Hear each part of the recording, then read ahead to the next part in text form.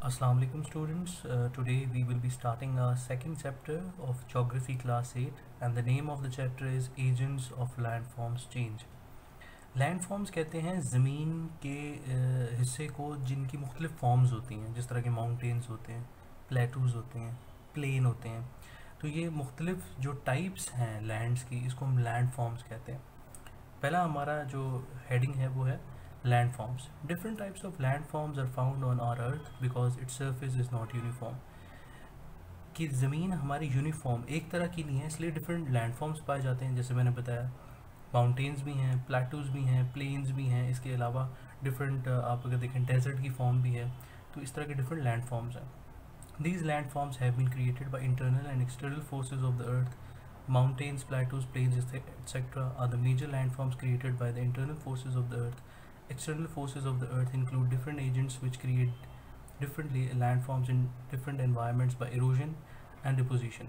तो यहाँ पर उसने बताया जो इंटरनल फोर्सेस है उसकी मदद से अर्थ के ऊपर माउंटेन्स, प्लेटूज और प्लेन्स बनते हैं, जबकि एक्सटर्नल फोर्सेस की मदद से इरोजन होती है या डिपोजिशन होती है, उसकी मदद से डिफरेंट लैंडफॉर्म्स बनते हैं। और हम देखेंगे आगे ये इरोजन क्या है और ये डिपोजिशन क्या है।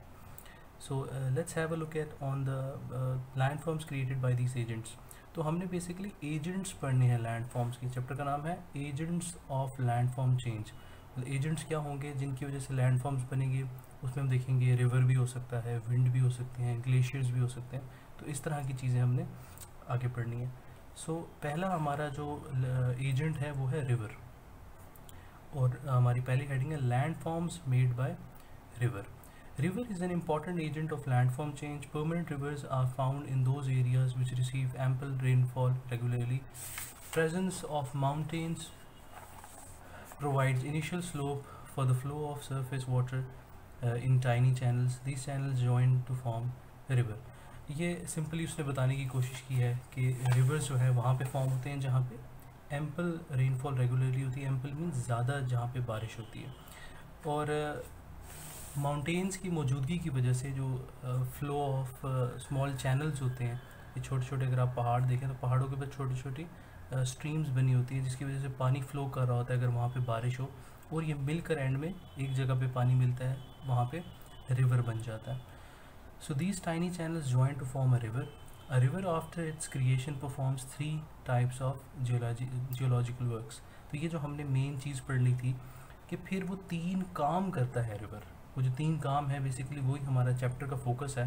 वो 3 काम क्या करता है, वो 3 चीज़ें क्या परफॉर्म करता है geological work. Number 1, it breaks the rocks coming in its way. River जहाँ जहाँ मूव करता है, इसके रास्ते में जो भी पत्थर आते हैं, ज़मीन का कोई भी हिस्सा पत्थर की फॉर्म में, रॉक्स की फॉर्म में आता है, तो इसको तोड़ देता है, और इस एक्ट को हम इरोजन कहते हैं। इरोजन का मकसद ये है कि वो जो जितनी अर्थ की लेयर होती है, रॉक्स होते हैं, कोई भी रिवर आ रहा है, अभी हम इस पार्ट में रिवर की बात करें, आगे हम ग्लेशियर की बात करेंगे, कोस्टल वेव्स की बात करेंगे, विंड की बात करेंगे, तो उसके रास्ते में जो भी पत्थर आते हैं उसको तोड़ते हुए अगर लेके जाता है तो हम उसको इरोजन कहते हैं। सेकंड है it transports the eroded material. This act is called transportation. और फिर ये जो टूटा हुआ मटेरियल है, जो इरोड किया हुआ मटेरियल है, ये फिर ट्रांसपोर्ट अगर हो रहा है, एक जगह से दूसरी जगह जा रहा है, जैसे रिवर के सामने अगर कोई पत्थर आता है और रिवर उसको टकराते हुए तोड़ के ले जाता है और फिर कहीं और लेके दूसरी जगह ले जाता है, तो इसको हम ट्रांसपोर्टेशन कहेंगे। और लास्ट में हमारे पास है it deposits the eroded material when its speed is slow. फिर डेफिनेटली रिवर फ्लो करता जा रहा है, लेते जा रहा है, तो एक टाइम आएगा जब बिल्कुल स्लो हो जाएगा रिवर की स्पीड बिल्कुल स्लो हो जाएगी, तो उसके साथ जो इरोडेड मटेरियल होगा जो वो ट्रांसपोर्ट कर रहा है रिवर, वो उधर ही जाके डिपॉजिट होना शुरू हो जाएगा, बैठ जाएगा एक जगह पे। तो ये पूरे 3 जो हमारे मेन एक्ट्स हैं, जो जियोलॉजिकल वर्क हमारा रिवर कर रहा होता है, वो क्या है, इरोजन पहले कर रहा होता है, उसके बाद उसी इरोडेड मटेरियल को ट्रांसपोर्ट कर रहा होता है, और लास्टली फिर वो जब रिवर की या किसी भी चीज़ की स्पीड स्लो हो जाएगी तो वो उसको जाके डिपॉजिट भी कर देगा। तो इसको हम ओवरऑल आप 3 प्रोसेस देख सकते हैं। इसके बाद हमारा टॉपिक है रिवर्स इरोजनल लैंडफॉर्म्स.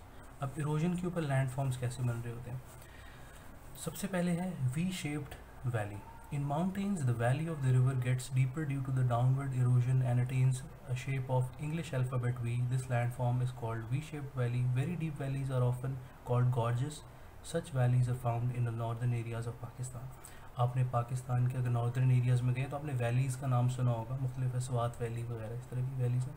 उन वैलीज़ के अंदर अगर आप देखें तो वो किस तरह की होती है, दो पहाड़ होते हैं, उनके सेंटर में एक रिवर फ्लो कर रहा होता है, और ये कहता है कि ये रिवर इसलिए होता है कि बहुत अरसे यहाँ पे पानी अगर फ्लो करता रहे और इरोजन की मदद से ये दो जगह जो है ये डीप होती जाती है। जब डीप होती जाती है तो ये एक पहाड़ यहाँ बन जाता है, एक पहाड़ यहाँ बन जाता है, और एक वी शेप की वैली बन जाती है, या वी शेप की यहाँ पे अगर आप देखें हर जगह वैली बनी हुई है। तो ये जो वी शेप की वैली है इसको ये गॉर्जियस भी कहते हैं, और इसी को हम वी शेप्ड वैली कहते हैं, जहाँ से दो पहाड़ों के दरमियान रिवर्स फ्लो करते हैं। इसके बाद है waterfall. River bed may contain hard and soft rocks. Sometimes soft rocks are found beneath the bed of the hard rock. So when the river cuts the upper layer of the hard rocks on the bed, it tends to erode the lower soft rocks to a great depth. This causes the fall of water in the form of a sheet called waterfall. अगर आप देखें यहाँ पे इस जगह पे तो आपको नज़र आ रहा होगा कि ये ऊपर से पानी जो है वो नीचे गिरना शुरू हो गया। तो वो ये कह रहा है कि एक जगह ऐसी भी होती है जहाँ पर ऊपर सॉफ्ट रॉक्स होते हैं, और बल्कि ऊपर हार्ड रॉक्स होते हैं और नीचे सॉफ्ट रॉक्स होते हैं। तो जब इरोजन होता है और हार्ड रॉक्स रिमूव हो जाते हैं तो उसके नीचे जो सॉफ्ट रॉक्स हैं वो और नीचे जाना शुरू हो जाते हैं, जिसकी मदद से एक फॉल बन जाता है। मतलब अगर आप यहाँ पे देखें तो यहाँ पे हार्ड रॉक्स हों, इरोजन की मदद से क्या होगा, जब पानी फ्लो करेगा इस तरफ तो इरोजन की वजह से क्या होगा, एक जगह ऐसे बन जाएगी कि हार्ड रॉक्स रिमूव हो जाएंगे और नीचे सॉफ्ट रॉक्स होंगे जो नीचे बैठ जाएंगे, तो पानी वाटरफॉल की सूरत ले लेता है। तो इसको हम वाटरफॉल कहते हैं। इसके बाद हमारा है टॉपिक पॉट होल्स।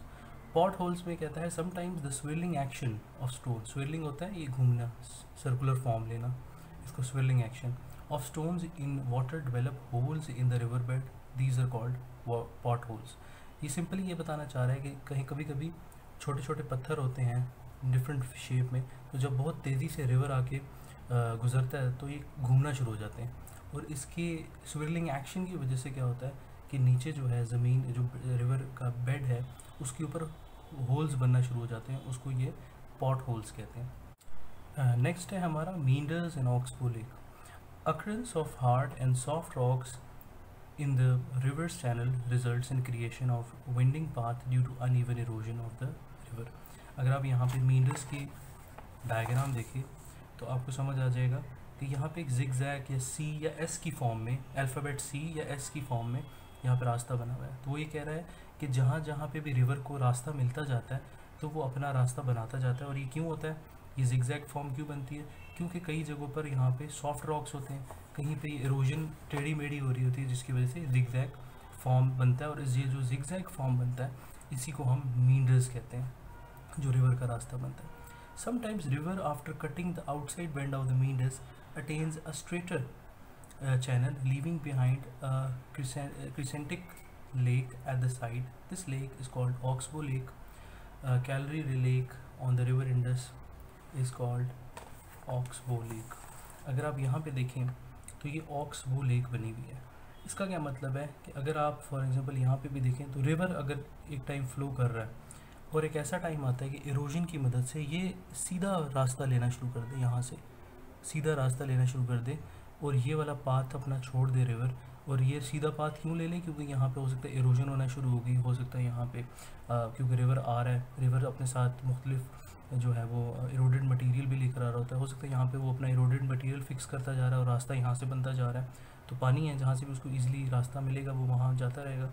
तो यहाँ पर हो सकता है एक टाइम आएगा ये कट हो जाएगी और इस कट होने से ये रास्ता बन जाएगा, तो ये फिर ऑक्सबो लेक बन जाती है। अगर आप यहाँ पे देखें तो इसने यही किया, यहाँ पे ये पानी जब फ्लो कर रहा था तो उसने सीधा रास्ता ले लिया और ये एंड में ऑक्सबो लेक बन गई। इसके बाद हमारा टॉपिक है रिवर्स डिपोजिशनल लैंडफॉर्म्स।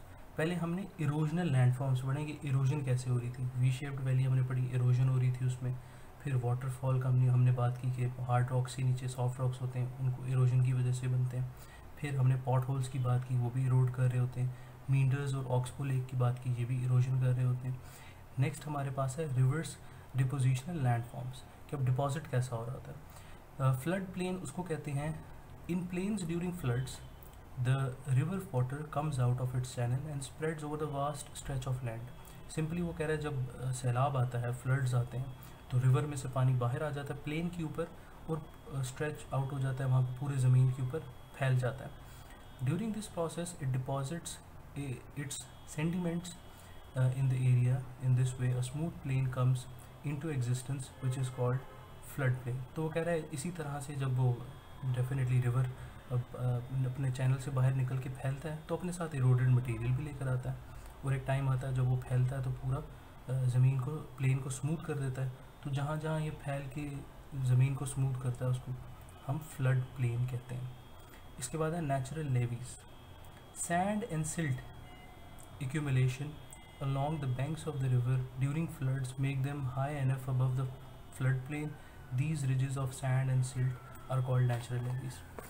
अगर आप यहाँ पे देखें तो ये लेवीज आपको नज़र आ रहा है। तो वो कह रहे हैं जब रिवर फ्लो कर रहा होता है तो एक टाइम ये आता है क्योंकि डेफिनेटली रिवर के अंदर जो है वो मुख्तलिफ सिल्ट भी है, सैंड भी है, तो वो जब घूम रहा होता है तो आप अक्सर नोट करते होंगे जहाँ पे भी टर्न होता है कभी कभी यहाँ पे रिजेस बने होते हैं। रिजेस मतलब छोटे छोटे ऐसे पहाड़ से बने होते हैं, या पहाड़ नहीं कहना चाहिए, छोटे छोटे जैसे पाइल्स बनी होती हैं मुख्तलिफ सैंड्स की या सिल्ट की। तो ये जो छोटे छोटे पाइल्स बनी होती हैं बेसिकली वो जब रिवर मूव कर रहा होता है तो अपने साथ सैंड को बाहर फेंकता जाता है या सिल्ट को एक साइड पे करता जाता है, ठीक है। तो उससे क्या होता है, ये जो सैंड और सिल्ट की एक्यूमुलेशन होती है एक साइड पे, ये जो बिल्कुल एक थोड़ी सी रिज बनी होती है, इसको हम नेचुरल लेवीज कहते हैं। और ये बेसिकली जो डिपॉजिट कर रहा होता है, जो इरोडेड मटेरियल रिवर लेकर आ रहा होता है। और इसी के अंदर लास्ट हमारे पास है delta. When a river is about to enter the sea, जब रिवर सी के अंदर फिर दाखिल होने लगता है, अगर आप यहाँ पे देखें तो सी के अंदर दाखिल होने लगता है जब यहाँ से रिवर, तो कई बार ऐसे होता है कि क्योंकि यहाँ पे इसकी रिवर की स्पीड स्लो हो जाती है, तो जब मैंने आपको बताया था जहाँ पे रिवर की स्पीड स्लो होगी तो वहाँ पे डिपोजिशन स्टार्ट हो जाएगी। तो यहाँ पे ये मुख्तलिफ फॉर्म में डिपॉजिट करना शुरू कर देता है क्योंकि इसकी स्पीड स्लो हो जाती है। तो जो इरोडेड मटेरियल डिपॉजिट होता है तो वो मुख्तलिफ शेप ले लेता है, और इसी तरह रिवर जो है वो जब सी में एंटर हो रहा होता है तो वो मुख्तलिफ जगहों से एंटर हो रहा होता है, 3-4 उसके रास्ते पाथ बन जाते हैं, इसी को हम डेल्टा कहते हैं। तो वो कहता है when a river is about to enter the sea its speed is reduced because of lack of slope, क्योंकि स्लोप नहीं है वहाँ पे, ठीक है, बहाव कम है उसका, तो इसलिए वहाँ पे स्पीड स्लो हो जाती है। Here the river deposits its material in its channels, gets divided into branches and enters the sea forming a plain called delta. तो इसी तरह वो ब्रांचेस सी बन जाती हैं जिसकी वजह से स्पीड भी स्लो होगी और उसे डिपॉजिट भी होना शुरू हो जाता है, इसी को हम डेल्टा कहते हैं। आज हमने रिवर के बारे में पढ़ा है, नेक्स्ट इंशाल्लाह हम land forms made by glacier के बारे में पढ़ेंगे। Thank you very much.